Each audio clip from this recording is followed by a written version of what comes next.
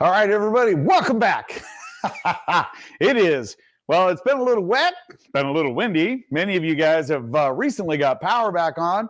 And, what can you say? It's super exciting because at least it's calm. But on the real estate side of things, we've had 4 months in a row with positive consumer confidence. We're going to go into that along with the metrics of what's going on in our market on the residential side and along with mortgages and what the heck they're doing. Let's get the show on the road. Okay, so a lot of folks are like, George, what the heck is this consumer confidence thing? Well, that's a really great question because what they're talking about is part of a Michigan study. And Alex here, she did a great job, I think, of really kind of isolating things out. So the University of Michigan Consumer Sentiment Index was up slightly in November, yet another increase from its 7.5 reading in October to a final reading of 71.8 in November. Basically a 1.8% increase. The index rose 17.1% over last year. So what we're seeing in this report is very consistent with what's going on in our area. Since pendeds are up, since solds are up, inventory has been actually coming down. Some of this is seasonally normal. And what will be kind of the new thing is what's going to happen after next Thursday, which is Thanksgiving. So hang on a second. Let's dive back into this. It says this is the fourth consecutive month of increases for the index. Previously, the index had risen in the beginning of August after 5 months of a decline. The first 2 months of the year started out strong as well with rises in January and February. Consumer sentiment was little change this month, inching up 1.3 index points from October. In November, sentiment extended a 4th month stretch of consecutive incremental increases. All right. The long and the short of it is this. People are still seeing, especially in our area and in a lot of areas across the United States, that things are moving forward. Okay. Yes, interest rate right now still holds to be one of the biggest, I would say, factors that is affecting mortgage rates, real estate transactions. So if we were to go back to 2020, we would see a massive amount of pended and sold properties. Inventory was way down and interest rates were way down. Now, when we advance that forward, 2022, we saw inventories rise, sales come down, interest rates went up. So that is a normal common trend. And remember, in 2022, that's when they really kind of started shooting up. 2023, they went up to almost into the 8s, right? But we started to see that climb.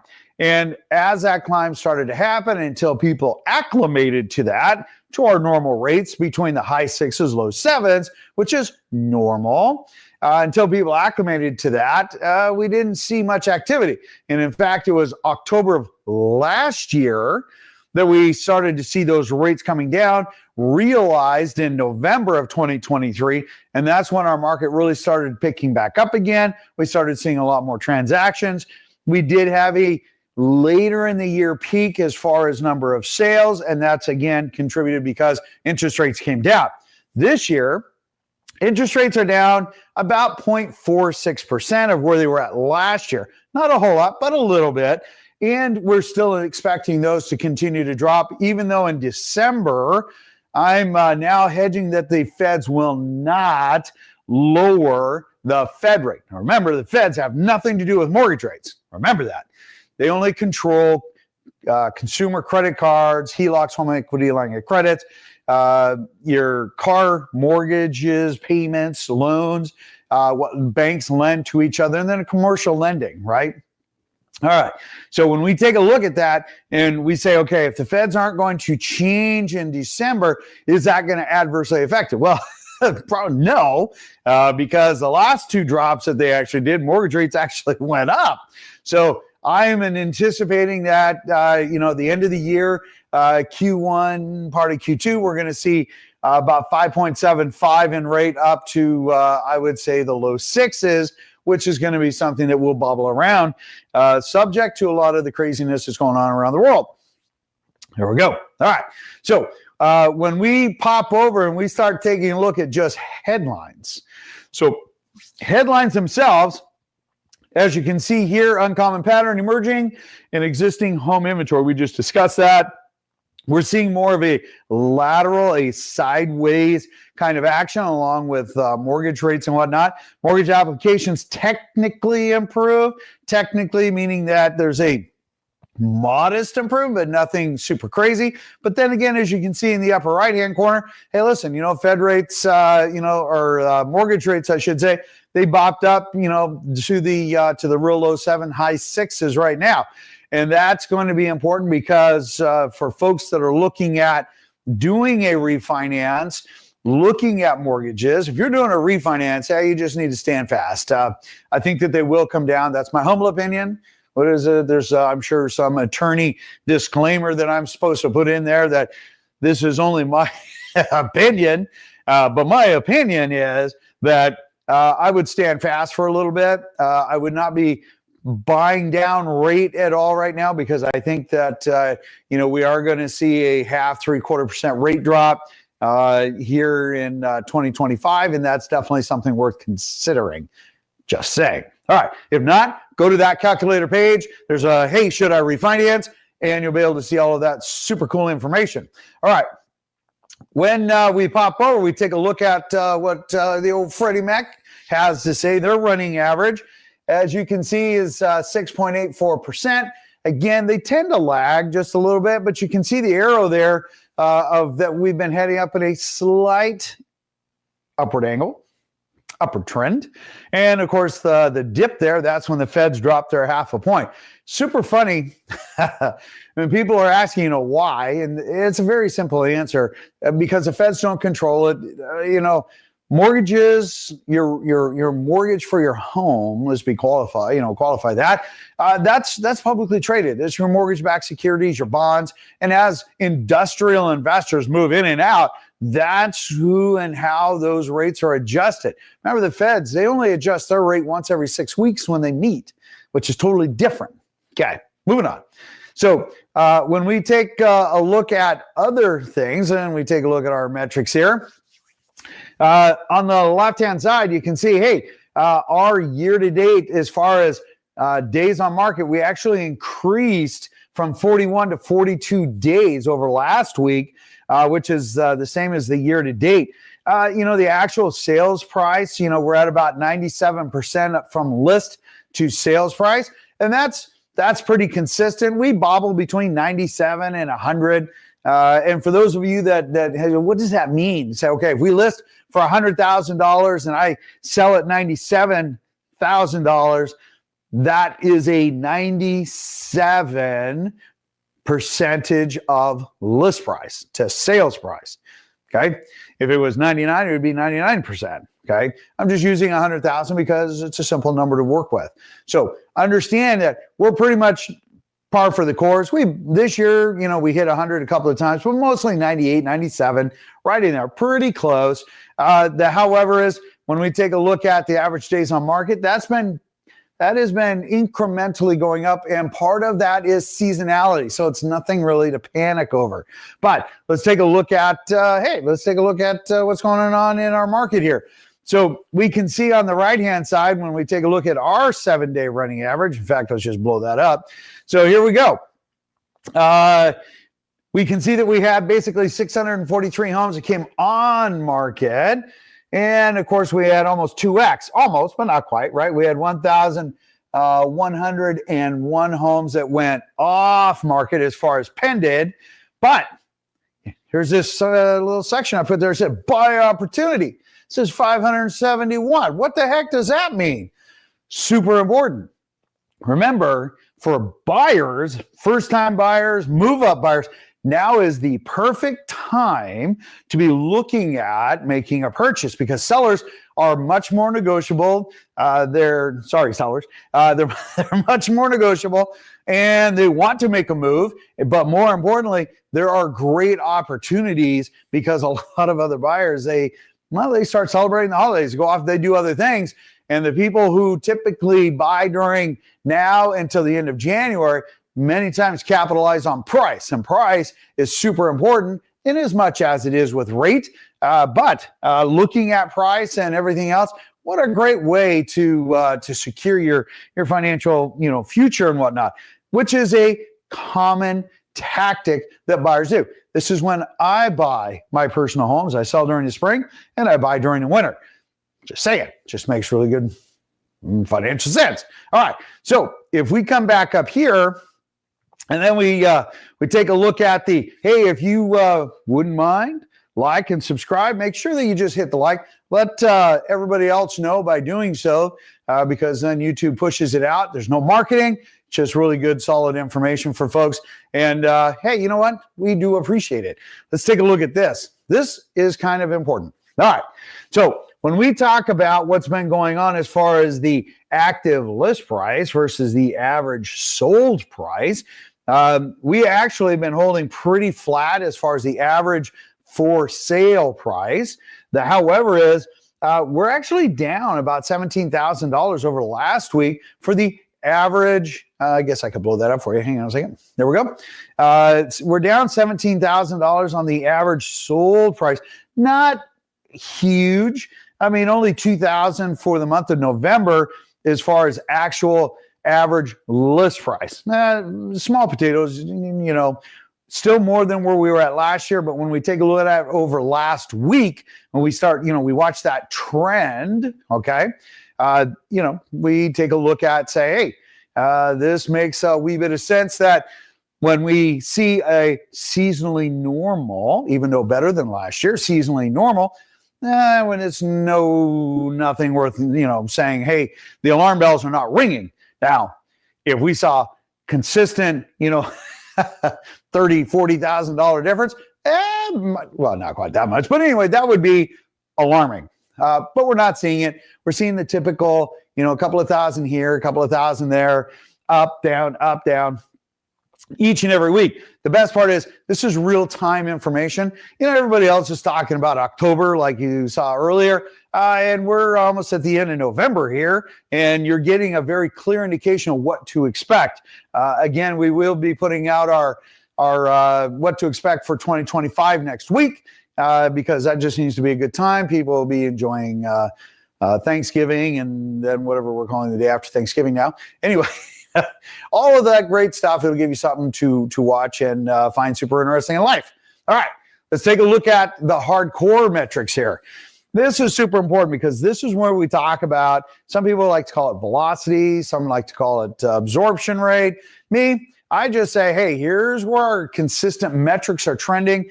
Year over year, we are up as far as solds, 2,346. Pendeds are up a total of 3,304 year to date. When we take a look at it for the month of November, again, that same pattern. We're up 478 sales just for November itself, and 912 on Pended. And yes, as we've been posting, it is a balanced market. We've been posting that now for a couple of weeks.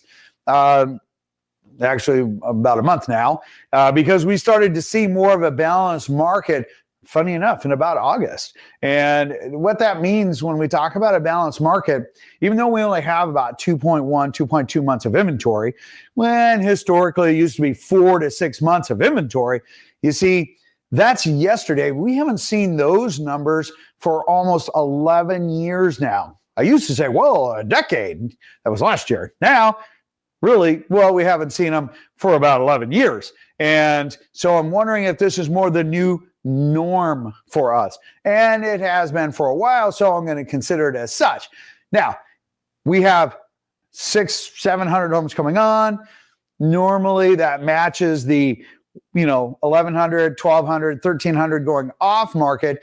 But you can see that we're still pretty close. This time of year, it's not uncommon to see less homes coming on market. Seasonally normal. We are seeing a few more homes going pended. I normally we normally see this in the 8 to 900, not quite 1100, but that just tells us people are still very motivated out there. There's a ton of pent up demand. And when rates do drop, we're going to see a absolute drawdown on inventory as buyers come into the market. All right. So when we come out and then we start taking a look at new construction, okay?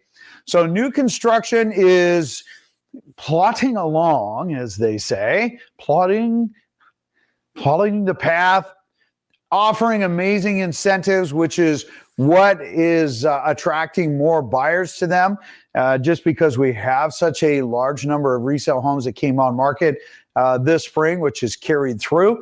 And, it's super important to understand when we talk about new construction, we can still see that, the year over year for the average list price is down about $5,000, but still up year to date.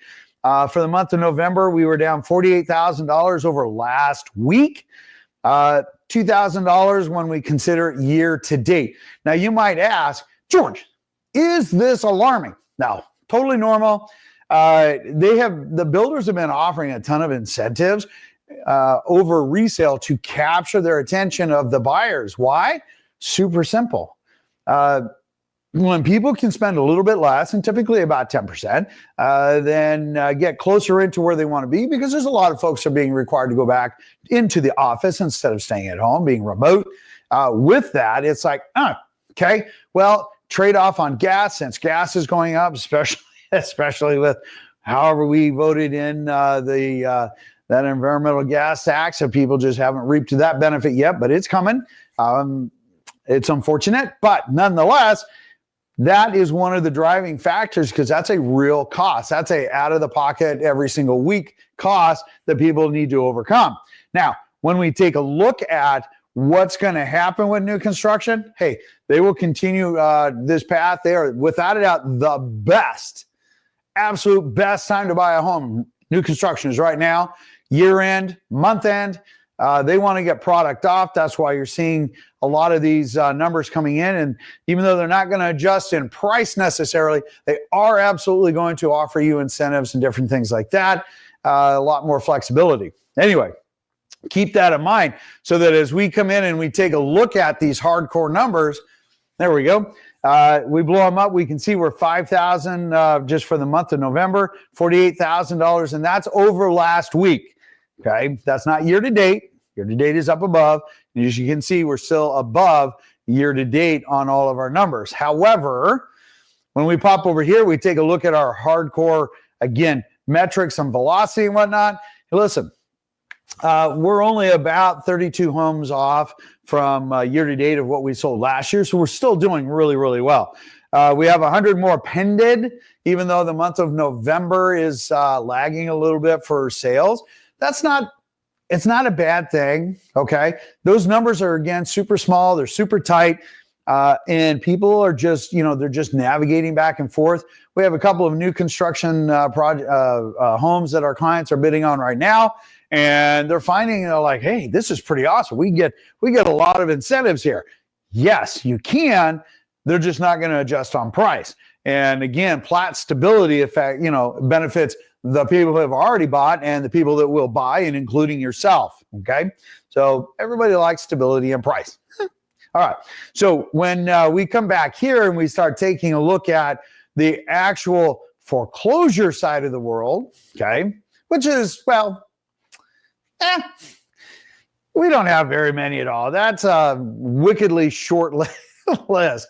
In fact, when we take a look at it, you can see, so we still have the same 17 that are not technically foreclosures. So really, at the end of the day, our numbers are a lot less as far as total available and what came on market.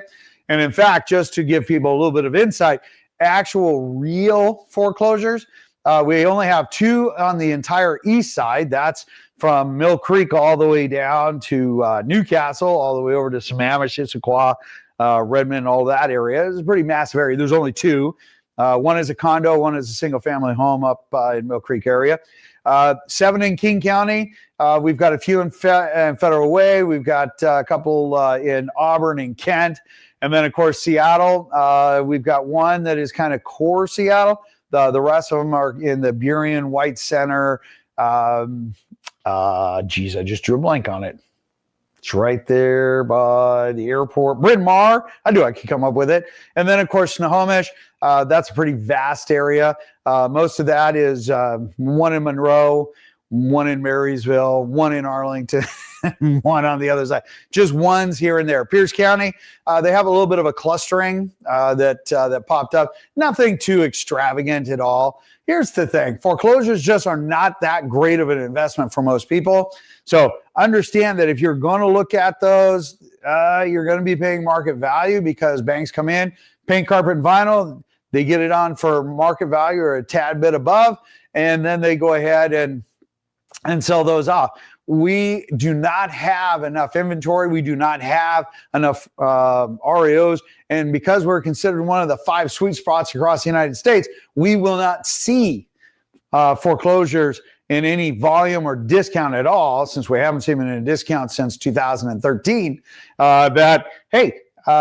Until something changes, which we hope it never does, we will stay the course. All right. So in the meantime, if you guys have questions, look, put your questions down below. Tell me what you want to know. There's no strings attached. We normally respond within about 30 minutes. And if you need anything that is more detailed, we fire that off to you. In the meantime, stay dry. At least it's not as windy. Have an absolutely fantastic Thanksgiving. We wish you and your family all the best, and we'll see you on the next video. Take care.